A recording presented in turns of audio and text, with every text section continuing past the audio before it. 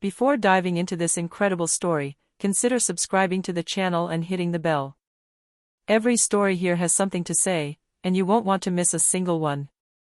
Ethan Carter wasn't the kind of boy you'd notice walking the halls of Brookwood High School.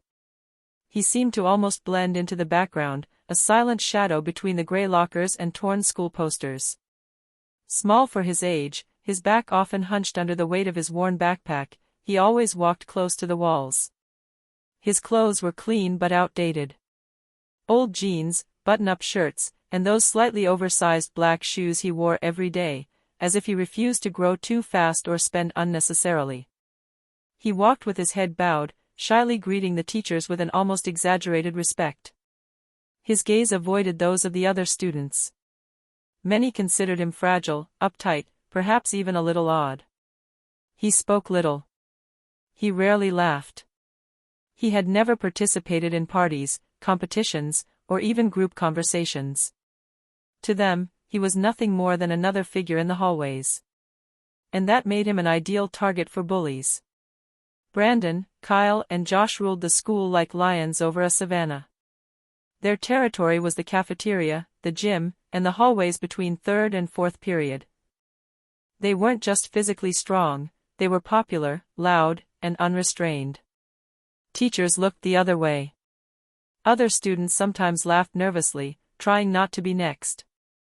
Their humiliating jokes, their violent slaps on the back of the head, their constant mockery weren't just games. They were a system. A way to exist at the expense of others. And Ethan, with his silence and his model student attitude, was too easy prey for them to ignore. He did everything he could to avoid them. He changed his route between classes, often eating alone under the stairs in Building B, or behind the library. But some days, there was nowhere to run. One afternoon, as he was picking up his bag in the deserted gymnasium after a PE class, he felt that familiar tension in the air. That chill down his spine, that uneasy feeling that something was going to go wrong. "Look who's here, Brookwood Mouse," Brandon said mockingly, his basketball still in his hand. Josh grabbed Ethan's bag and shook it out like a dirty rag. "Are you still wearing your grandmother's shoes? Seriously, aren't you ashamed?" Ethan held out his arms calmly, without a word. He knew that talking only made things worse. Kyle approached, his ever-present chewing gum in his mouth. "You wonder how this kind of guy dares to exist. You've never had a girlfriend, have you?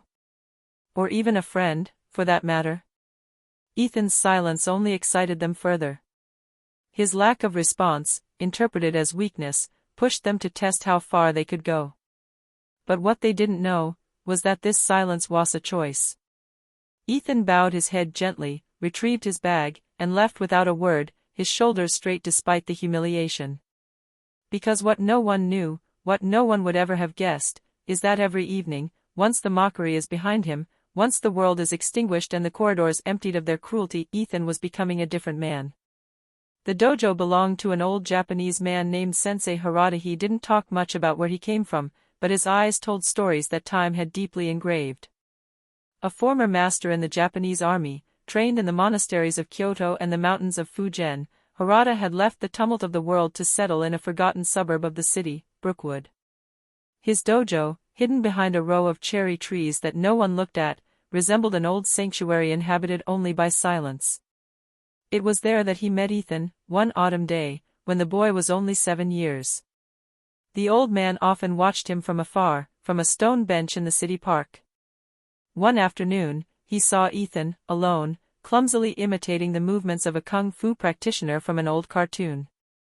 He punched the air with an intensity surprising for such a young child, repeating the movements over and over again, despite his mistakes, despite the leaves falling around him. This wasn't a child's game. It was a quest. A silent call to be strong, differently. Harada approached. "Why are you doing this, kid?" "I want to be stronger. But not to hit. Just so people stop crushing me." The master looked at him for a long time, then placed a wrinkled hand on his head. "True strength doesn't make noise, Ethan. It manifests when the heart remains calm in the storm. Do you want to learn?" Ethan nodded, his eyes filled with something Harada immediately recognized: discipline born of pain. From that day on, every night after school, Ethan went to the dojo. Little did he know, he had just begun a journey that would transform his body, his mind, and his destiny. The first years were hard. Karate Shotokan, for the base. Mastery of balance, center of gravity, breathing. Then came the techniques of jiu-jitsu, gentle but relentless, the art of turning the opponent's strength against himself. Harada insisted on control, patience, respect for the human body. No unnecessary gestures. No gratuitous violence. Just the essentials. At 12, Ethan already had the posture of an adult. His gestures were clear, his gaze fixed, his silence profound. Then came the Taekwondo, for speed, flexibility, agility. And more recently, at 15 years old, the old master opened the doors of Kung Fu Shaolin, ancestral art, both a martial technique and a philosophy of life. Movements as fluid as water, postures as rooted as mountains. Every movement was meditation. Every workout was prayer. Ethan never talked about what he was doing. He even refused to participate in school competitions. He registered under false names for regional tournaments, in neighboring towns. He won some. He lost others. But he never celebrated. He never brought home a trophy. Not even his mother knew the truth. She thought he was going to a gym, and that was enough for her. For Ethan, discretion was a form of armor, a way of keeping intact what the world could have corrupted through ego, the gaze of others, jealousy, or pride. I don't want to hit. I just don't want to be broken, he often said to Harada after an exercise. The old master smiled. So you are already stronger than most men.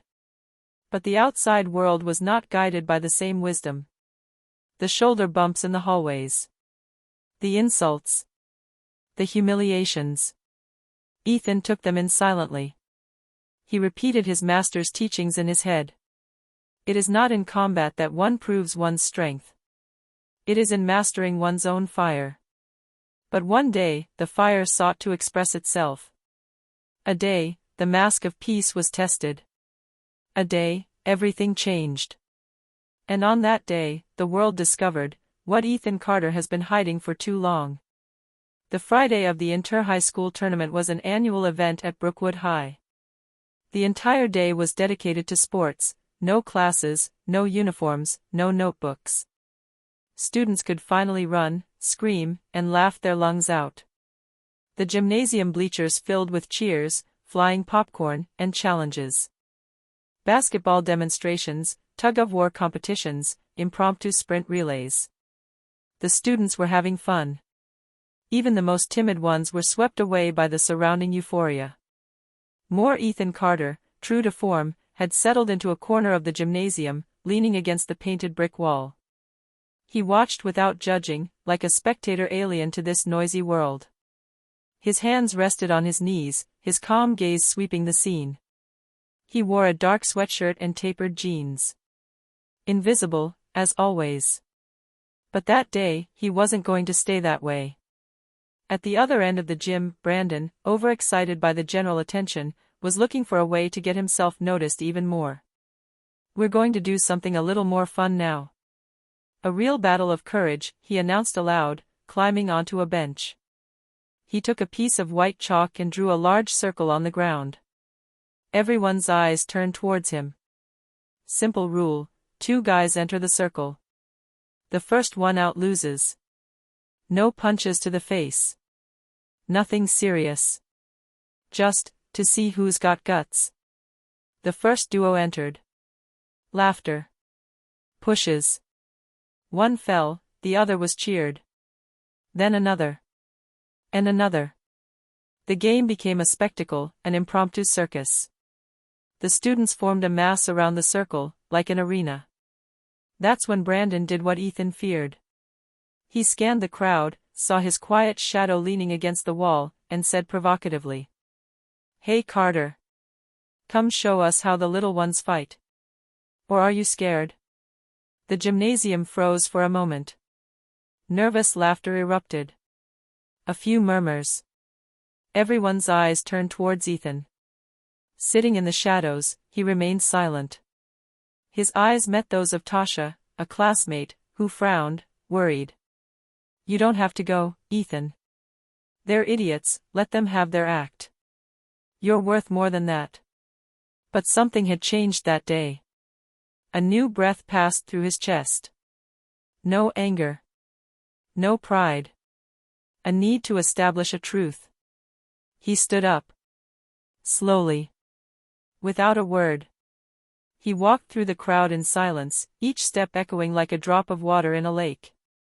The crowd parted before him, curious, astonished, some mocking, others tense. He stopped at the edge of the circle, looked up at Brandon. Okay, he said simply. Then he added, in a calm, collected voice. But only if you are three. A deathly silence fell over the gymnasium. Brandon burst out into a forced laugh. You want to fight the three of us? You're dreaming, little one. You're the one who'll be crawling out of the circle. Ethan didn't answer. He took off his sweatshirt, folded it carefully, and placed it on the bench behind him. Beneath the fabric, a surprisingly muscular body was revealed for such a discreet boy. Lithe arms, a perfectly upright posture, as if forged in balance. He took off his shoes. Then he entered the circle. And there, in a simple and fluid movement, he got into position. Feet apart, knees slightly bent, arms relaxed but ready, back straight, gaze down, centered. It wasn't a challenge pose. It was an invitation to the truth. The crowd was no longer laughing. A curious silence reigned. Even the loudest had fallen silent, unable to explain what they were seeing. There was no fear or bravado in Ethan's eyes. There was only the absolute calm of a prepared mind. Brandon, his fists clenched, walked forward with that predatory grin he wore whenever he felt he dominated the room. He popped his knuckles, rolled his shoulders, and threw provocative looks at the crowd as if to say, look how we settle accounts here. Ethan, on the other hand, was motionless. His breathing was steady. His posture was perfect. He barely blinked. His body was calm, but ready to explode like a perfectly tensioned spring. And then Brandon attacked. A punch, frontal, brutal, without finesse, the kind of punch an angry teenager uses to impress. But for Ethan, everything seemed to be in slow motion. That he saw the movement coming, read the tension in the shoulder, the imbalance in the hips. In a split second, his body reacts with surgical precision. He slightly deflected the fist with his left hand, grabbed Brandon's wrist, and pivoted to the right in a pure jiu-jitsu move. Brandon's body was pulled forward by his own strength. Before he even knew what was happening to him, he found himself on the ground, immobilized, his arm bent behind him, unable to move without hurting himself. But Ethan released the pressure before the pain. He didn't mean to hurt. Only extinguish the threat. A murmur went through the crowd. He just turned it over. Without forcing it. More Josh and Kyle, surprised, did not want to leave their friend alone in the dust. 2. Kyle shouted. They charged forward together, thinking that the effect of numbers would be enough. Josh arrives at the premiere, arms outstretched as if to pin Ethan to the ground. Bad idea. Ethan took a step to the side, swiveled his pelvis, and used the force of the momentum against him. He raised 2 fingers and tapped it at a specific point between the elbow and the shoulder, a nerve known in kung fu to cause instant release. Josh collapsed to his knees, his arm paralyzed, shocked, his eyes wide. Kyle came up right behind, throwing a clumsy sweep. Ethan planted his foot firmly on the ground, raised his arm in a movement fluid and circular inspired by the Tai Chi, and slammed the flat of his hand into Kyle's hip, completely throwing his axis of gravity off balance. Kyle fell like a dead leaf, rolled onto his back without violence, but unable to get up immediately. 3 bodies on the ground. Only one standing. Ethan. He slowly straightened up, resumed his initial posture, his hands clasped in front of him, as if he were coming out of meditation. The silence in the gym was absolute. Even the loudest no longer dared to breathe. The air seemed suspended, frozen in a parallel time. Madame Simmons, the guidance counselor, arriving at the edge of the circle, remained speechless. She couldn't take her eyes off the boy she had always considered fragile, withdrawn, invisible. "But, where did he learn that?" she whispered. A PE teacher, an army veteran, was also watching. He had never seen such a mastery, such calm, such restraint in a teenager. Ethan, still standing, looked at the three brutes on the ground. He wasn't smiling. He wasn't proud. He wasn't angry. He was simply free. He turned his head to Mrs. Simmons, then to the crowd. And in a firm but gentle breath, he said, "I'm not looking for war. But I'm not running away anymore." An even deeper silence followed his words. Then a quiet applause, somewhere in the crowd. Then another. And another. A slow but real wave of respect spread through the gymnasium. Ethan had just done more than just fight. He had just broken invisibility. The fight scene had only lasted 40 seconds. But in less than a minute, an entire high school had seen the impossible: a discreet young man, humiliated for years, overpower three bullies without violence, without hatred, with an almost unreal grace. A student filmed the confrontation on his phone. The video was posted on school networks, then shared on TikTok, then reposted on Instagram, then YouTube, and in 3 days, she crosses the 10 million views. The comments poured in. "He's better than in the movies. He looks like Bruce Lee reincarnated. This guy has more control than half the adults I know. Respect. He's not a fighter. He's a master." But what fascinated the most was not his technique. It was not the speed, nor the precision of the movements. It was Ethan's gaze. His calm. Unrestraint. Sun absence of triumph. The could have hurt them that he hadn't done it. The could have humiliated them that he had picked them up. He simply had put an end to the humiliation. The consequences were immediate.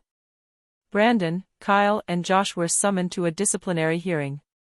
Their history of harassment, their filmed provocations, their verbal threats, everything was revealed. Temporary suspension. Community sanctions. Mandatory courses on respect and nonviolence. But the most surprising thing was which happened in silence.